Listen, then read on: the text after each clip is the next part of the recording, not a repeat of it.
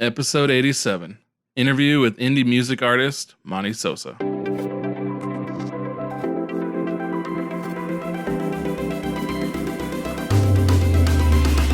Welcome to the Visionary Variety Podcast, where we cover cool stuff like photo, video, film, books, and technology. So switch on your brain and enjoy the show. Hey everybody, welcome to the podcast. I'm Nate Gunn, one of your hosts, and our other host, Daniel, will not be joining us, but do not worry, we have special guest Dominick Montoya, or as it says in the title, Monty Sosa. Now, I've known Dom for many, many years. He's a good friend of mine. He's actually an indie music artist, and I had the privilege of being able to talk about who he is, what he does, and dive into the world of music. So let's get on to the interview.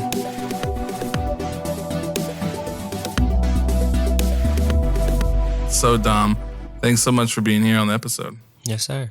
Tell me a little bit about yourself. We've, like I said, you got into music, and we all know that you're a rapper and done a lot of spoken word all over social media and stuff. But now that we have you here, tell me a little bit more about who you are.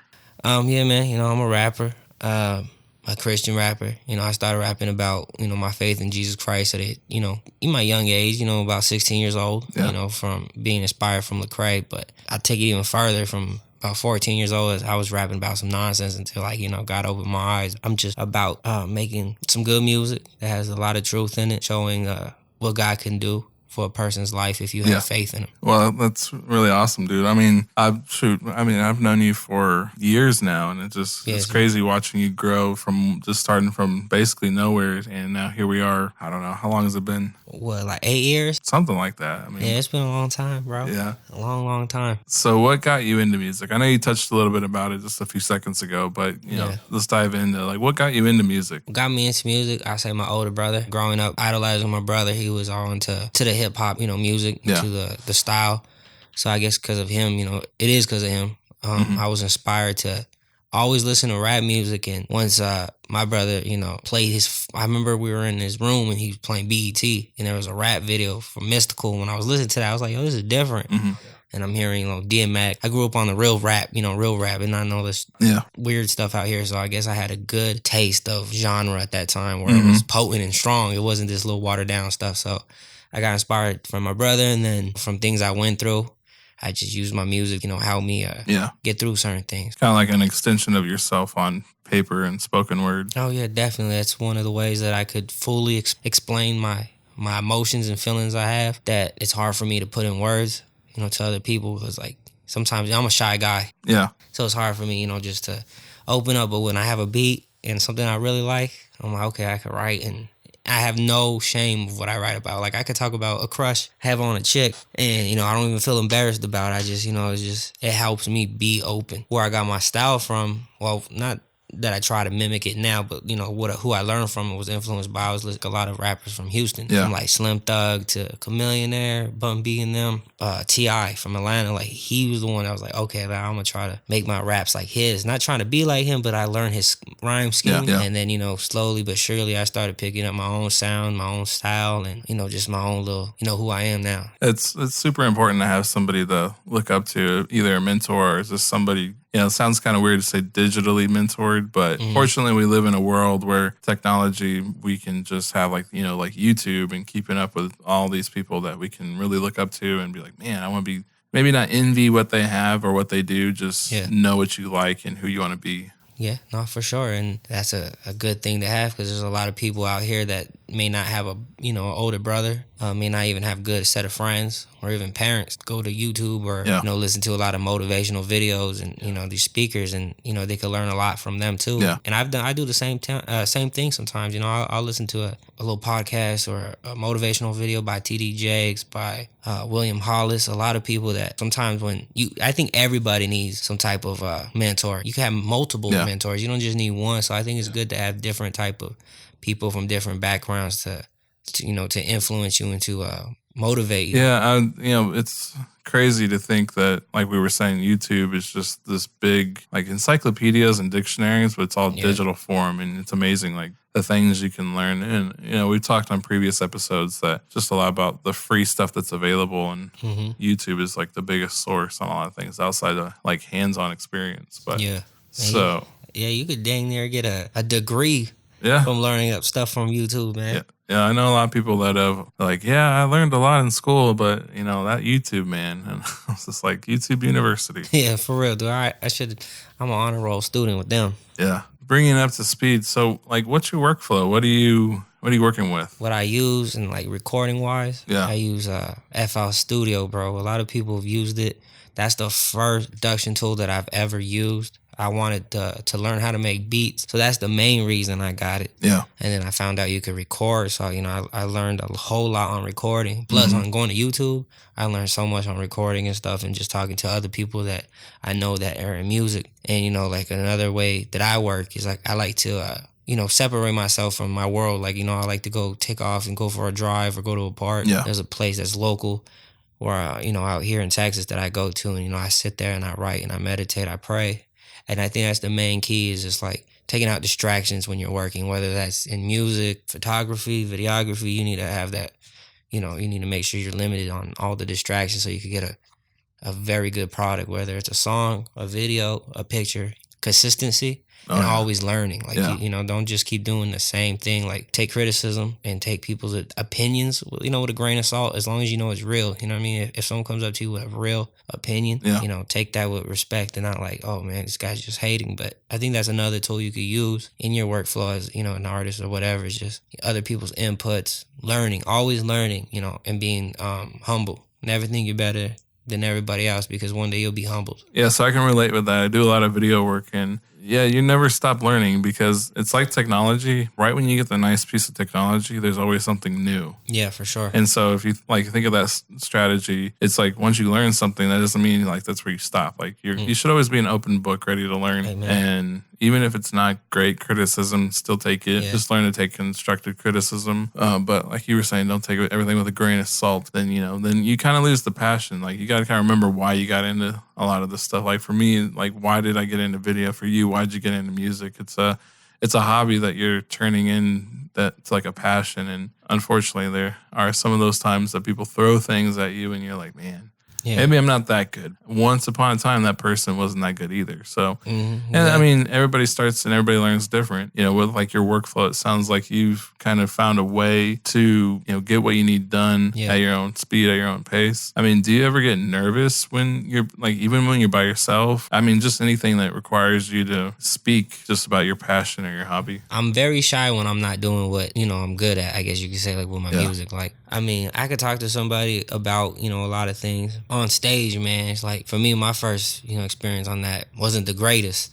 I remember I was at church and they asked me to go on stage and rap. I did my little thing and boy, I was mad nervous, really nervous. Everybody's wearing underwear. I'm doing good. Yeah, for real. You try to think of ways to get you to feel calm, but for me, nothing works. So, I went out and did it. I spit my little rap and no one clapped. And I was like, oh, nah, bro. Like, oh, dude. Yeah, bro. Like, I felt so embarrassed. It was just like, man, I know I did good. In my opinion, I did good. They may not have liked it. I said before, I don't take it. I take it with a grain of salt. I don't try to beat myself down about it. So on my second performance, bro, I was real nervous. But then I was like, all right, these people are cultured into what I'm into. Mm-hmm. Let me just be myself. And I was myself. I got up on stage. I was nervous. But I remember that God put this in me. Like there's a reason why I'm able to rap. There's a reason why I connect with people. So I just, I displayed it. I put it in his hands and I did it. And you know what?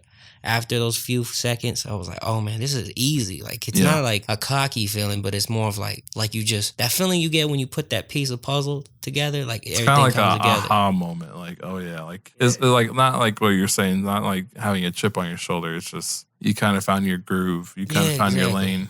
Yeah, man, it's what it feels like. It's a reassurance, like a feeling, like, okay, yeah, I bet, like, I could do that. Also, you're humble, too, because, like, man, you look back at your past, and you're like, man, I remember I was wanting a show, or I didn't even know how to get a show. Yeah. I was blessed to meet people in my path that blessed me to be able to perform for them, or, set me up with some shows. For that, I thank God for it. Thank the Lord Jesus for that, and I think, I'm thankful for those people, and, I'm taking every opportunity that they give me to do it, whether it's small with 4 people, 1 person, to a sold out show. I'm gonna take it and be blessed and thank God for it, because a lot of rappers or anybody that's creative, some of them don't get opportunities, and I think some of them do get opportunities and they don't see the value in it because it doesn't look valuable to them. But like But the nervousness, you know, when I was doing it, it went away. I prayed. I was like, I got to do this. You know, I listened to some of my favorite rappers like Nipsey Hussle, T.I., you know, I just listened to myself. And I listened to his music. I was like, okay, cool.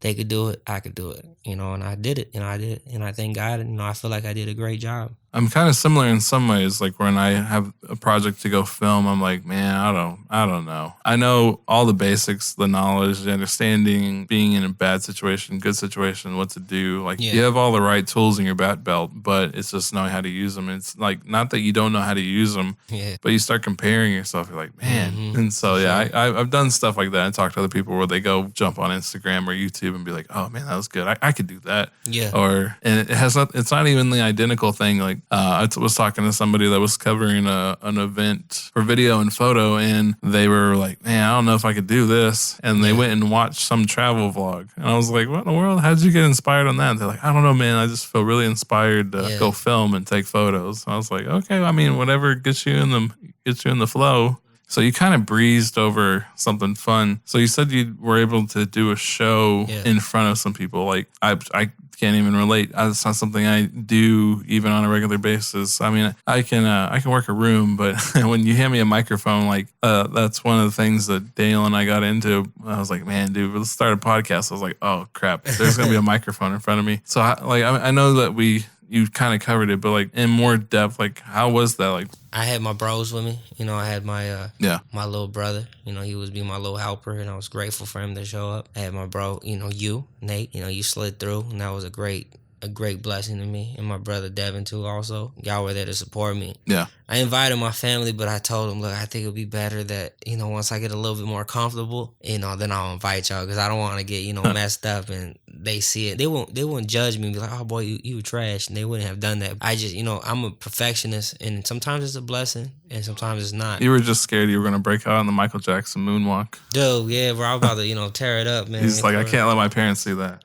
Yeah, I might bring out them high waters, and I didn't want them to see me wearing them little socks. Yeah. But, you know, leading up to it, man, I was like, oh man, let's do this. Getting myself mentally prepared for the few days before the show. Again, like I said, I was listening to, Nipsey Hussle, his recent album, R.I.P. to a Legend. You know, his recent album, Victory Lap, and I was listening to his first song, Victory Lap. His first line is, I'm prolific. I'm so gifted. Mm-hmm. So when I was listening to that, I was like, you know what? That inspired me. You know what I mean? I could, you know, this dude struggled too. Yeah. And he, you know, he was in the same situation I'm in as a rapper.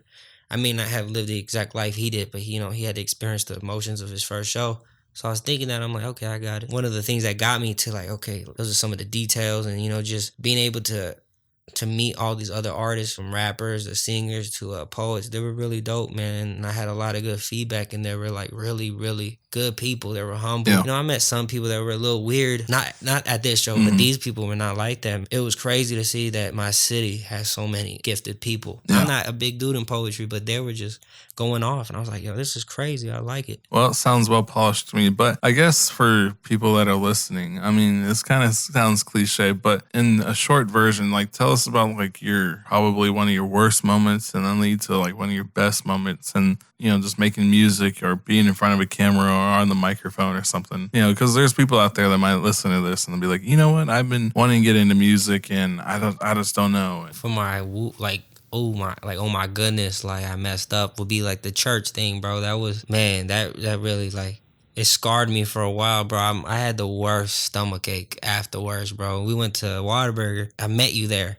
and I was telling you about it. I was like, bro, this was trash, bro. You're lucky you weren't there. It was just, I felt sick, man. And it just, I was just like, man, I don't think I want to. I never thought I didn't want to rap again. I was like, I'm never going to rap for these people again. That's what I thought. I was like, nah, bro, these people don't know rap. But yeah, that was my whoops. Like, oh my, boy, I messed up. But when I think about it, I didn't mess up. It was me allowing them to mess me up, like mentally afterwards. Yeah. Because I did a solid, you know, little thing, but caused myself to feel crappy about a situation, about them not responding to me. But I guess, you know, as an artist, man, you're gonna have to take your scars, bro. You're gonna have to take everything that these audience may throw at you. You're not gonna always have those people clapping for you. You're not gonna have everybody want to listen to your music. They're gonna be like, nah, bro, it's trash. Just because they think it's trash doesn't mean it's trash. my biggest moment was, that first show, or actually just, sharing my music to people that, oh, what do you do? I'll tell them, oh, I rap, I rap about my faith in Jesus Christ. I'm a Christian rapper. And they're like, oh yeah, let me hear. I send them some music and they're like, yo, that was amazing. Not to toot my own horn, but for me to hear that, I was like, yo, I've been doing this for so long, really fresh into like stepping out and like trying to make a thing with it. You know what I mean? To hear people respond that way, like, oh, your music's crazy. That's my wow moment. Like, word, I thank God and I give him the glory for it, because, man, I'll be in my room or anywhere, bro, writing. I'm like, oh, this is never going to work. This song's never going to work. Yeah. I keep repeating the same beat over and over. You start second guessing, and then the more you do it, the more closer you get. And then once I finish my product, that's another wow moment. You're like, whoa. Because I remember just struggling earlier. I just recorded this whole song. And, a week later, you got hundreds of views, or even 20, 10, whatever it is. It's like people commented on it. That was dope. You have to struggle before you succeed in anything in life. So, I think as an artist, as a everyday man working, you're going to have to take those hits just to be great. You feel me? Like, you're going to have to go through a lot of ups and downs to have, learn from those bad moments, because those are what like mold you, plan out more of what you're trying to do for, plan for success. And for those good moments, man, you just take them all in, thank the Lord for them, and just stay in it, and that's one of the greatest feelings to succeed in something that you want to, succeed in. Oh, no, man, that was really good. I know you echoed a lot of what you said earlier, but just kind of bringing it all to like one point and just telling that one person that's listening. Yeah, one thing I have talked about like off air with Daniel and other people I've talked with is we get so caught up in like, oh man, like dang it, I didn't get enough likes, shares, or comments. But it's like, you also got to remember, like, you're building a portfolio on like a digital portfolio. Yeah. That's super cool. So are you working on any upcoming projects? Yeah, man, for sure. I always am working, bro, nonstop. I recently dropped an EP on Spotify called Seasons, which is something that I've been wanting to drop for the past 2-3 years. And it's a short project. It's a very good body of work, man, which it will, show you who I am and what I believe in and things that I'm dealing with and how God is taking me out of it. You know what I'm saying? Like, I'm trying to show these kids, like, look, bro, you could go through all this stuff. Sometimes it's going to have a lot of ups and downs in your walk. You got to remember that he's by your side. So that's what I try to let these kids know, whoever's listening, like, you're not alone in these battles. And that's what my music on Spotify, the EP Seasons, is what it kind of,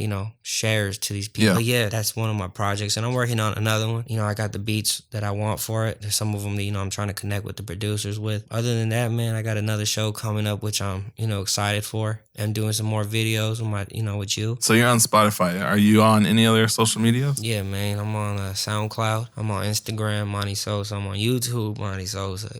I'm trying to keep on uploading on all those 3 things regularly. Just adding content, man, whether it's a vlog or spoken word. I did a little spoken word a few years ago, and I'm thinking about getting back into it. If people trying to reach out to me, connect with me, I think Instagram is probably the best way to do it. Cool. So people basically can find you on any of your social medias at Monty, like MONTY, and then Sosa, SOSA. Cool. Or they can just type your name in, probably find all that too. Yeah, just type in my government name. You feel me? Dominick Montoya.